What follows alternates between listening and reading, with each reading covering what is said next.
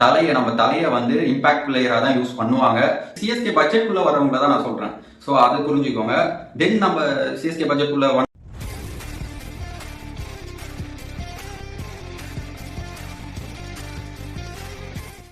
Hi நண்பா, இந்த video நம்ம என்ன பார்க்க போறோம்னா, நாளைக்கு ஆக்ஷன் நடக்க போகுது. ஸோ சிஎஸ்கே யாரை டார்கெட் பண்ணணும் தான் நான் சொல்ல போறேன் இந்த வீடியோ ஃபுல்லாவே. ஸோ அவங்களோட பட்ஜெட்க்கு ஏற்ற மாதிரி அப்ராக்சிமேட்லி 55 crore இருக்கு. ஸோ நம்ம சிஎஸ்கே கிட்ட அவங்களுக்கு பட்ஜெட் ஏற்ற மாதிரி யார் யாரை பிக் பண்ணணும், நமக்கு சிஎஸ்கேக்கு யார் யார் தேவை, ஸோ அந்த ரேஞ்சில் யார் யார் கிடைப்பா, அதான் நம்ம இப்ப பேசுவோம். அதை பத்தி தான் யாரை டார்கெட் பண்ணணும் சிஎஸ்கேன்ட்டு. ஸோ வாங்க வீடியோக்குள்ள போகலாம். Yes, first openers. So openers அதுக்கு முன்னாடி நான் ஒன்று சொல்றேன் கைஸ். எஸ், சிஎஸ்கே என்ன பொறுத்த வரைக்கும் கண்டிப்பா ஒரு விக்கெட் கீப்பருக்கு போவாங்க. எஸ், நீங்க சொல்லலாம் என்னடா டோனி இருக்காரு, தலை இருக்காரு, அப்புறம் எதுக்கு விக்கெட் கீப்பருக்கு போவாங்கட்டு. நோ கைஸ், நான் இந்த ஐபிஎல் முன்னாடி நான் இதை ப்ரெடிக்ட் பண்றேன் சொல்றேன். சிஎஸ்கே மோஸ்ட் ப்ராபப்ளி எனக்கு தெரிஞ்சு 90% நம்ம தலையை வந்து இம்பாக்ட் பிளேயரா தான் யூஸ் பண்ணுவாங்க. ஸோ அதுதான் எனக்கு தெரிஞ்சு கரெக்டா இருக்கும். பிகாஸ் நீங்களே நல்லா பார்த்தீங்க, கொஞ்சம் ஏஜ் ஃபேக்டர் தான் கைஸ் இதுல. ஏன்னா ஆல்ரெடி 40+ இருக்கும் போது அவரை முடிஞ்ச அளவுக்கு எல்லா மேட்சும் ஆட வைக்கணும் சிஎஸ்கே. அதுதான் அவங்களோட தாட்டா இருக்கும், தாட் ப்ராசஸ். ஸோ எல்லா மேட்சும் தலை ஆடணும்னும் போது கண்டிப்பா அவர் எனக்கு தெரிஞ்சு இம்பாக்ட் பிளேயரா வர்றதுதான் பெஸ்ட் ஆப்ஷன். ஸோ அப்போ தான் எனக்கு தெரிஞ்சு இன்னொரு வருஷம் கூட ஆட வாய்ப்பு இருக்கு அப்படி வந்தா. ஸோ மோஸ்ட் ப்ராபப்ளி இந்த இம்பாக்ட் பிளேயரை யூஸ் பண்ணிக்கணும் சிஎஸ்கே. தலை டோனியை இந்த வருஷம் மட்டும் இல்லாம அடுத்த வருஷமும் யூஸ் பண்ணிக்கலாம் இம்பாக்ட் பிளேயரா.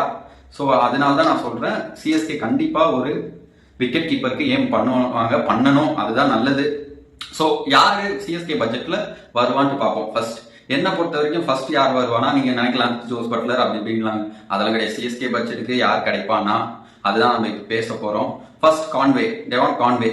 ஸோ டெவான் கான்வே வேணும்ட்டு அவங்க இருந்தாங்கன்னா மோஸ்ட் ப்ராபப்ளி அவரை ஆர்டிஎம்ல எடுத்துடலாம்.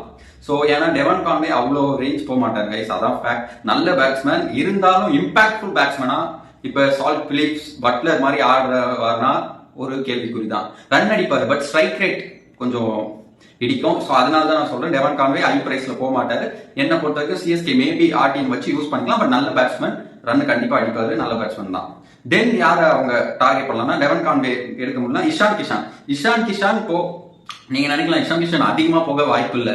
என்ன பொறுத்தவரைக்கும் இஷான் கிஷான் ஓரளவுக்கு ரேஞ்சுக்கு தான் போவாரு. ஸோ சிஎஸ்கே பட்ஜெட்டுக்கு கண்டிப்பா அவர் எடுக்க வாய்ப்பு இருக்கு. ஏன்னா இஷான் கிஷான் வந்து பாஸ்ட் பெர்ஃபார்மன்ஸ்லாம் பார்க்கும்போது அவ்வளோவா இம்பாக்ட் இல்லை. அதனால தான் மும்பை இந்தியன்ஸ் அவ்வளோ பிரான்ஸ் விடுற ரீசன் அது ஒரு காரணம். ஸோ இஷான் கிஷான் பெர்ஃபார்மன்ஸ் அவ்வளோவா இல்லாதனால பெரிய ரேட்டுக்கு போக வாய்ப்பு இல்லை. ஸோ 15 crore தான் வருவார். மோஸ்ட் ப்ராபப்லி 10 அப்படி இருக்கும் போது இஷான் கிஷானை எடுக்கிறது ஒரு நல்ல பிக் சிஎஸ்கேக்கு என்ன பொறுத்த வரைக்கும். அதுக்கப்புறம் இஷான் கிஷானும் எடுக்க முடியலன்னா கண்டிப்பா டிகாக் ஏம் பண்ணலாம். ஸோ டிகாக்கும் இந்த ஆவரேஜ் ரேட்ல தான் போக வாய்ப்பு இருக்குன்னும் போது டிகாக்கை ஏம் பண்ணோம். டிகாக் நல்ல பேட்ஸ்மேன் கைஸ், கண்டிப்பா சொல்றேன்.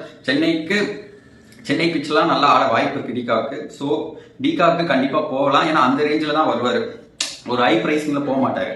ஸோ டிகாக்கு போகலாம். அதுக்கப்புறம் நான் சொல்றேன், ஆல்ரெடி இவர் நம்ம சிஎஸ்கேல ஆடி இருக்காரு. ஸோ கண்டிப்பா இவருக்கு கூட போகலாம். கண்டிப்பா சாம் பில்லிங்ஸை எடுத்து ஓப்பனிங் ட்ரை பண்ணலாம் கைஸ். நான் உண்மையா சொல்றேன், சாம் பில்லிங்ஸ் ஒரு நல்ல பிளேயர் தான். பட் அவர் ஏன் ஐபிஎல் யாரும் யூஸ் பண்ண மாட்டாங்க ஒழுங்கா அவரை. சாம் பில்லிங்ஸ் எனக்கு தெரிஞ்சு ஒரு சூப்பர் பவுலர் இருப்பாங்க, பேட்ஸ்மேன், நல்ல பேட்ஸ்மேன், யூஸ் பண்ணணும். Hopefully CSK already Sam Billings சிஎஸ்கேல இருந்ததுனால மேபி அவரை கூட எடுத்து கண்டிப்பா விக்கெட் கீப்பருக்காண்டி யூஸ் பண்ணணும். ஸோ தலை டோனி கண்டிப்பா எனக்கு தெரிஞ்சு இம்பாக்ட் பிளேயரா யூஸ் பண்ணணும் சிஎஸ்கே. அப்போதான் ஒரு அடுத்து ஐபிஎல்லாம் ஆட வாய்ப்பு இருக்கு. ஸோ பார்ப்போம் என்ன பண்றாங்கன்னு பார்ப்போம். தென் இதான் கைஸ் அந்த விக்கெட் கீப்பர் ஓப்பனிங் ஸ்லாட் என்ன பொறுத்தவரைக்கும். தென் ஒன் டவுன் பார்க்க போனா யாரை எடுக்கலாம். சிஎஸ்கே பார்த்தீங்கன்னா நம்ம ஃபேப் ஆல்ரெடி சிஎஸ்கே பிளேயர் தான், 40+ ஏஜ். ஆனால் ஃபிட்னஸ் வைஸ் பார்த்தா இன்னும் நல்லா 3 வருஷம் ஆடுற மாதிரி தான் இருக்காரு. ஸோ ஃபேப்க்கு கண்டிப்பா போகலாம். ஸோ நல்ல ரன் அடிக்கலாம். நீங்க நல்லா பார்க்கலாம் ஃபேப் வந்து யார மாதிரி ரீப்ளேஸ்மெண்டா இருப்பாருன்னா, ஷேன் வாட்சன் ஒரு டைம் வந்தார் பார்த்தீங்களா ஆர்சிபில இருந்து சிஎஸ்கேக்கு. ஸோ அந்த மாதிரி ரீப்ளேஸ்மெண்டா இருக்கும். நல்ல குவாலிட்டி பேட்ஸ்மேன், கண்டிப்பா ஃபேப் சிஎஸ்கே போகணும். எனக்கு தெரிஞ்சு போவாங்க most probably.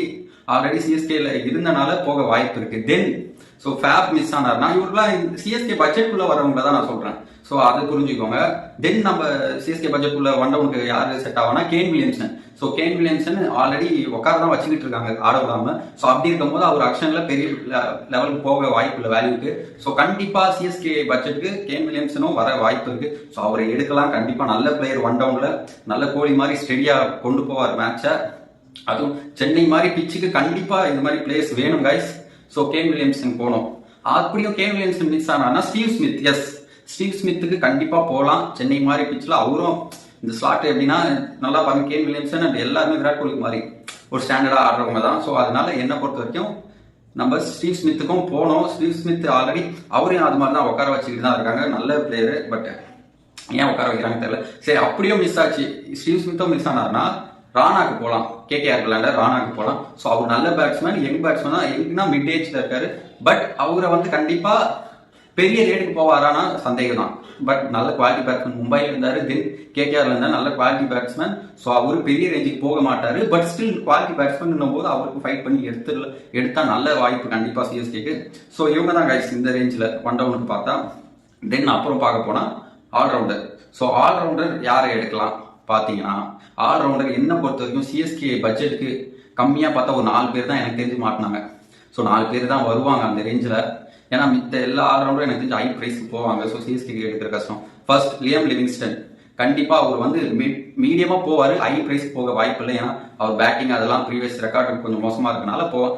But quality wise நல்ல பிளேயர்ன்றனால சிஎஸ்கே போய் எடுத்துக்கிறது ஒரு நல்லது கண்டிப்பா. தென் யாரு பாத்தீங்கன்னா ஜேம்ஸ் ஓவர்டன், இங்கிலாந்து பிளேயர். இவர் வந்து கவுண்டி கிரிக்கெட் நிறைய ஆடுவாரு, பட் இங்க ஆடினது இல்லை. பட் நல்ல பிளேயர் கைஸ், பவுலிங்கும் சூப்பரா போடுவாரு, என்னை பொறுத்த வரைக்கும் பேட்டிங்கும் ஓரளவுக்கு ஆடுவாரு. ஸோ கண்டிப்பா இவரும் ஒரு நல்ல பிக்கா இருக்கும். தென் ராசா, ஜிம்பாவே. ஸோ இவர் வந்து அபோவ் 40 தான், பட் ஃபிட்னஸ் வைஸ் எந்த ப்ராப்ளமும் இல்லை, நல்ல ஃபிட்னஸ் மெயின்டைன் பண்றாரு அண்ட் நல்ல பிளேயர் கைஸ். பவுலிங்கும் போடலாம், பேட்டிங்கும் ஸ்டெடியா ஆடுவார்.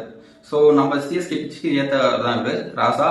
தென் அதுக்கப்புறம் பார்த்தீங்கன்னா எஸ் கப்பு மேலே காலை வச்சிருந்தாரு மிச்சல் மார்ஷ், அவரே நல்ல பிக் தான் என்ன பொறுத்த வரைக்கும். அவரு கண்டிப்பா, பட் அவருக்கு கொஞ்சம் பிரைஸ் ஏற்று வாங்க சில பேர். மேபி இன்ஜுரி கன்சர்னால அவரு அவ்வளோ பிரைஸ்க்கு போவாரான்னு சொல்ல முடியாது. ஸோ அதனால சிஎஸ்கேக்கு கண்டிப்பா ஒரு நல்ல பிக்கு தான் இந்த மிச்சல் மார்ஷ். வந்து கண்டிப்பா எப்படி சொன்னா அவரை ஒன் டவுன்ல கூட நீங்க யூஸ் பண்ணிக்கலாம், இல்ல 5th பிளேஸ் அது மாதிரி கூட ஆட வச்சுக்கலாம். அவர் ஏன்னா ரெண்டுமே ஆடக்கூடிய பிளேயர் தான். இப்ப எப்படி சொல்றது, விக்கெட் டக்குன்னு வந்துச்சு பொறுமையா ஆனாலும் ஆடுவாரு.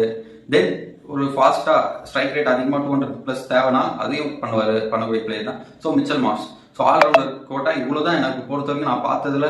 மித்த எல்லாம் ஹை பிரைஸ்ல போவாங்க. ஸோ கண்டிப்பா வாய்ப்பு இல்லை சிஎஸ்கே கிடைக்க. ஸோ இவங்க இதுல யாரையாவது எடுக்க வாய்ப்பு இருக்கு. தென் பவுலர் பாத்தீங்கன்னா பவுலர்ல எக்கச்சக்கமா கொட்டி கிடக்குறாங்க கைஸ். பட் நான் குறிப்பிட்டு ஒரு 5 பேர் சொல்றேன்.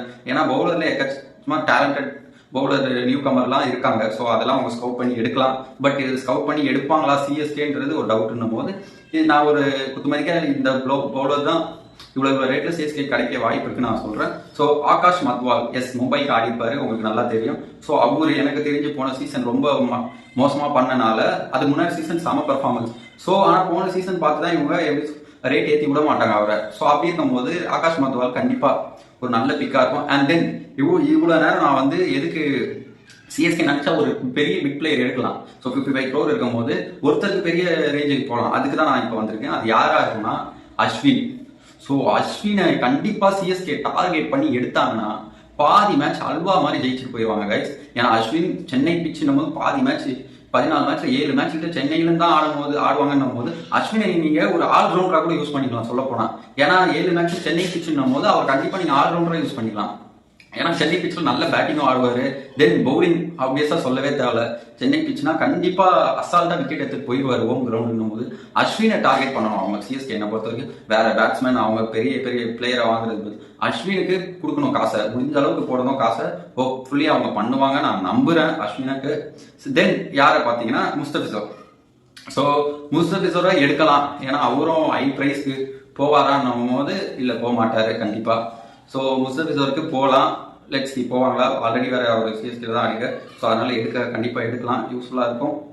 தென் யாருக்கு போவாங்க பாத்தீங்கன்னா ஜேசன் பிராண்டாஃப்.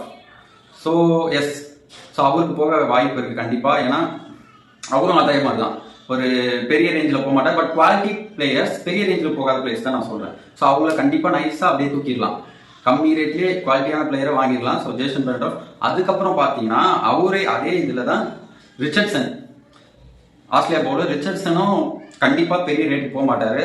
ஸோ அதனால ஆனா அவங்க எல்லாம் குவாலிட்டி பவுலர்ஸ் கைஸ். கரெக்டா யூஸ் பண்ணாங்கன்னா கண்டிப்பா செமையா யூட்டிலைஸ் பண்ணலாம் அவங்கள. So Richardson, Australian player Richardson. So இவ்வளவுதான் கைஸ். என்னை பொறுத்த வரைக்கும் இவ்வளவுதான் மோஸ்ட்லி சிஎஸ்கே டார்கெட் பண்ண நல்லா இருக்கும். ஏன்னா பண்ண நல்லா இருக்கும் இல்லை மீன்ஸ் அவங்க பட்ஜெட்டுக்கு இது கரெக்டாக இருக்கும். மித்த பிளேயர்ஸ் நீங்கள் ராகுல், பந்த், இல்லை பட்லரு, பிலிப்ஸு, சால்ட்டு அவங்களெலாம் எடுக்கணும்னு பார்த்தீங்கன்னா அவங்களாம் ஹை ரேஞ்சில் போயிடுவாங்க. ஸோ வாய்ப்பே இல்லை.